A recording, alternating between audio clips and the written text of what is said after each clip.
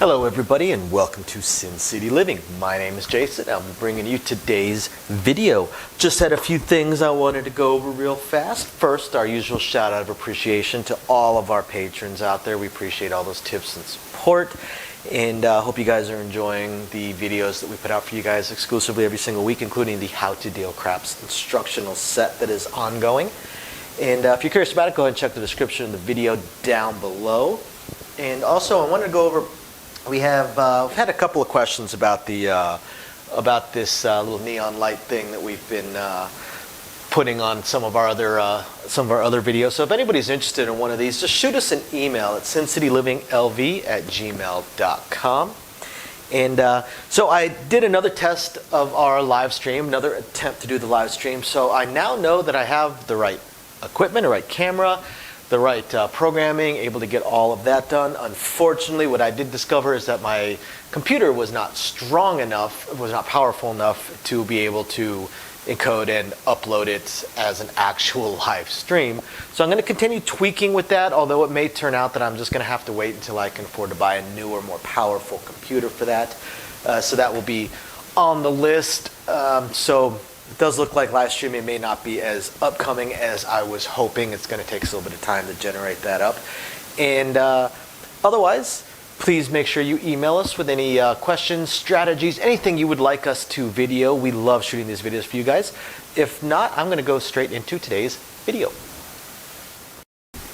So for today's video, I want to talk about some common misconceptions about the pass line bet. Pass line bet is the most basic bet for craps, and it's the primary bet, really. It's the one that the game kind of revolves around.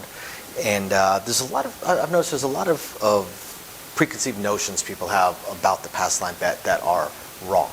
So I thought I would address those questions and notions. If I can remember, I will loop in at the end of this video the update that I just shot for one of our other videos on our upcoming third attempt at live stream. So if you're interested in that, just skip on ahead or just stay tuned on the video, and hopefully I remember to put that in there. If not, it's on our 4 core strategies video that's coming out. It already came out or is coming out soon. So the pass line bet. So the pass line bet, again, it's the core bet for this game. If you're a shooter, you have to be either on the pass line or the don't pass. Most people are going to pick the pass line. And there's a few things that people are unaware of. One of the most common ones that I see is once there is a point established, there's a lot of people that think you cannot put a pass line bet down after there's a point.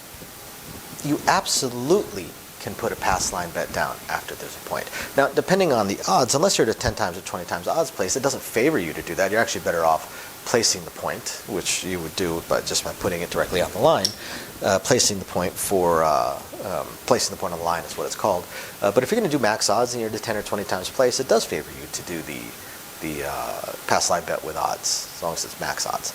But even if it doesn't favor you, some people just prefer that bet, and they think that they can't do it. You absolutely can come down on the pass line after there is a point established. Anybody who tells you you can't is wrong. There's 1 or 2 casinos here in this town that don't allow it because they don't allow put bets, but they are basically changing the rules of the game. And 90%, 99% of the casinos will allow you to come down on the pass line after there's a point. Why? Because the odds favor the house. Once there's a point, a 7 is always more likely to roll than any of these numbers. So, of course, the house is willing to let you come down on the pass line. Now that you've skipped past the come out roll, which is where the odds favor you, now the odds are against you, so absolutely they're going to allow you to come down onto the pass line. The other thing that they will absolutely allow you to do is add to your pass line. You can make it bigger. If you had $10 and wanted to make it $15, by all means, you are allowed to do that. 100%. Why? For the exact same reason. The odds favor the house. You are far more likely to lose, not far, depending on the number, but you're more likely to lose than to win once there's a point established. The best points would be the 6 and 8, where you have 5 ways to win and 6 ways to lose. But then you get to the 5 and 9, you've got 4 ways to win and 6 ways to lose. So now you're a 2 to 3 underdog. You go to the 4 and 10, where you've got 3 ways to win and 6 ways to lose. You're a 1 to 3 underdog, or 1 to 2 underdog. I'm sorry, 1 to 2 underdog. So it favors the house, they will 100% allow you to put down onto the pass line or to increase your bet. There is a flip side to that, however. You are not allowed to make it smaller. Absolutely not allowed to make it smaller. One thing that we see, and this actually does slip past dealers from time to time when they're not paying attention to the layout of the stack of checks is so high that they haven't really counted it out to know exactly what's there. And this I see, this is not a deliberate attempt to cheat. This is cheating, but it's not a deliberate attempt to cheat. I've never seen someone do this deliberately. It's always people that don't understand the game very well or have just learned about the pass line and the odds. But they'll put a pretty large pass line bet. You may see it when people that like to try and parlay winner sevens. Say they started with a $10 pass line bet, winner seven rolled, so they got paid. They said, heck with it, I'm going to stack it up. Maybe an 11 rolled or another winner seven. So they got paid. They said, heck with it, I'm going to stack it up. And now we finally land on a point. So now they decide they want to put odds, and they'll do something like this. They'll put down some odds, and then they'll move some of their pass line bet over. This does slip past dealers from time to time. That is absolutely cheating. That is against gaming rules. That is against the rules of craps. Now, again, it's not. I don't consider it cheating because they just don't know. But that would be considered cheating if it was done on purpose. You cannot make your pass line bet smaller. That's the reason that a lot of times when people start doing that and then do, say, $10 in odds, other players and dealers are going to tell them, you might want to not put so much on the pass line. If you want to win, if you want to bet that much, you're better off doing a smaller pass line bet and put the rest of it on your odds. Because the odds are going to pay you better than even money. Now, that's kind of a gray area because you do have that 2-to-1 favorite on the pass line thing. So, to me, I never advise people either way on that one. If players want to advise other players, that's fine. But I never advise people one way or the other. I don't want someone to miss out on a winner seven, on a $40 winner seven bet, just because I told them that they should just do $10 and put the other 30 in odds. That's just it's how they want to play. However they want to play, it can go either way. There's there's pluses and minuses to both. So, it's not to me. It's not really my place to tell someone how to bet their money when they're doing a valid bet and actually have reasons for it, and the bet is not a bad bet. I'm certainly going to advise somebody when they do a flat-out bad bet, but something like that, that's whatever people want to do, that's fine. Another common thing that I see is this right here. Let's say somebody has a $20 pass line bet, and we're on a $10 minimum bet table, right? There's a lot of people that are under the misconception that their odds must be the same as their pass line bet. So if they have a $20 pass line bet, they will do $20 in odds. This is absolutely not true.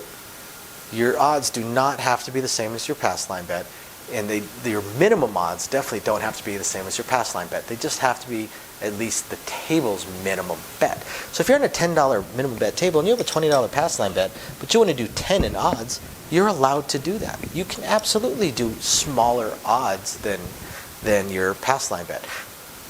I'm somewhat convinced that the reason this misconception exists is because some people will refer to odds as doubling down, as if this is blackjack. And of course, in blackjack, generally you double down for the same amount of money. You can actually double down for less, but generally you double down for the same amount of money. So because some people will call that doubling down on the number or doubling down on their bet, they get this double down into their head and they think that they have to be the exact same dollar amount as their pass line bet. You do not have to be the exact same dollar amount as your pass line bet. You just have to be above the table minimum. That is it.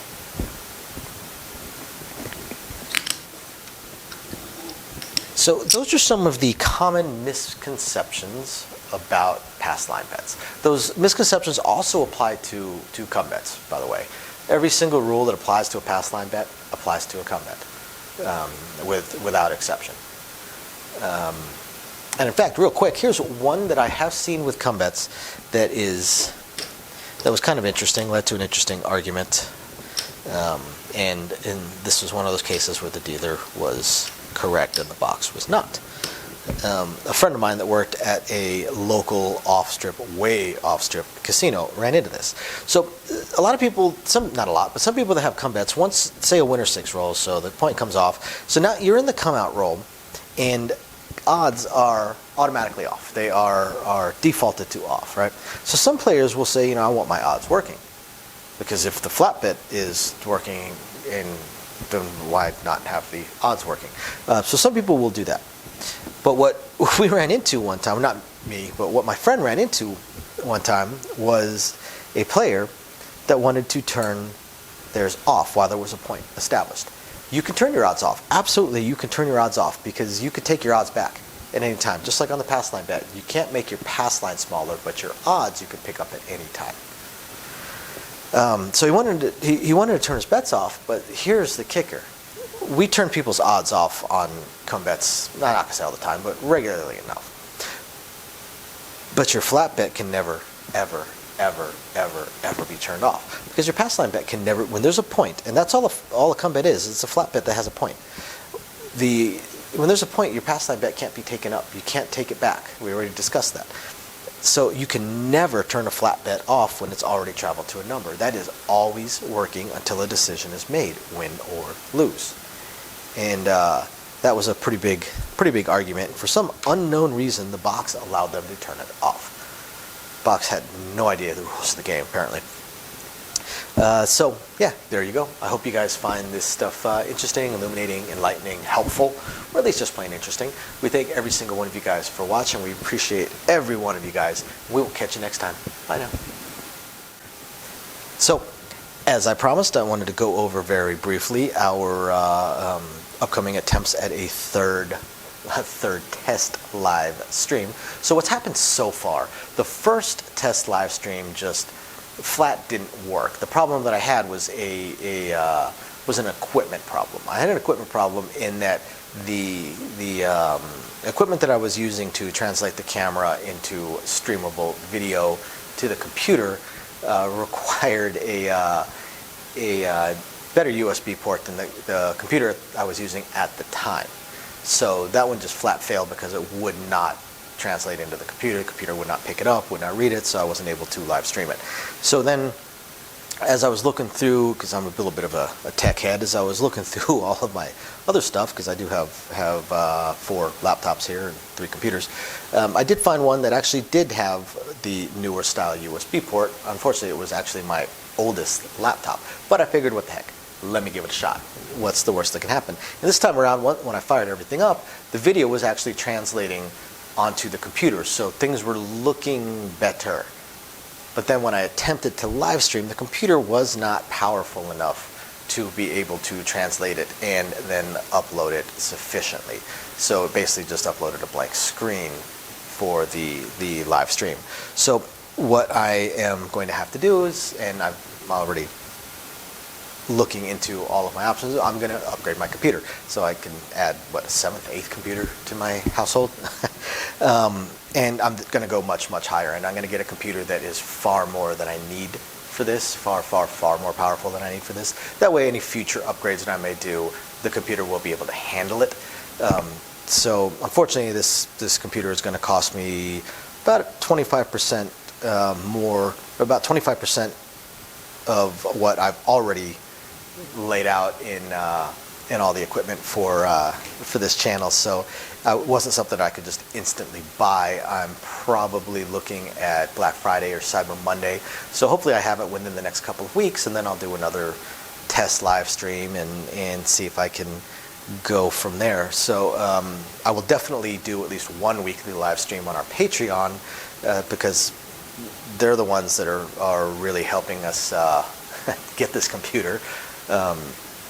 And the other equipment that I'm going to get, because I figure if I'm buying the computer, I might as well buy the most high-end capture cards and things along those lines, get everything as good as possible, and then hopefully eventually get a better microphone for you guys. So yeah, that's where we stand on the live stream. As soon as I have the computer and I do the test, which will be in a few weeks, like I said, I've got to order it in a week or two, then I have to wait for it to ship. Plus we have probably the biggest event of the year coming up, the NFR National Finals Rodeo. So I'm basically working 2 weeks straight, as is my wife. So not going to have a whole lot of time.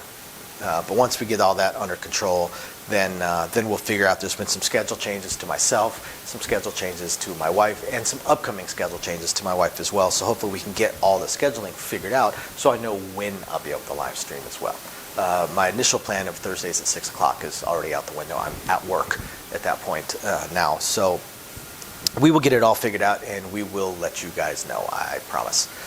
And otherwise, I hope you guys have found this interesting, enlightening, illuminating, or at least just plain fun. And we will catch you guys next time. Bye now.